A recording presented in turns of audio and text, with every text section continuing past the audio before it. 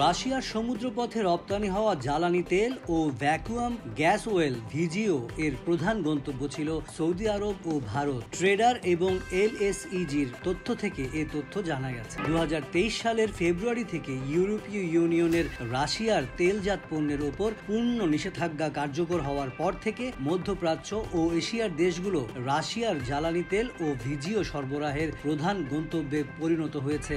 জুলাইয়ে রাশিয়ার বন্দরগুলো থেকে সৌদি আরবে সরাসরি পাঠানো জ্বালানি তেল ও ভ্যাকুয়াম গ্যাস ওয়েলের পরিমাণ ছিল প্রায় 11 লাখ মেট্রিক টন, যা জুনের তুলনায় তেমন পরিবর্তন হয়নি বলে শিপিং ডেটায় দেখা গেছে।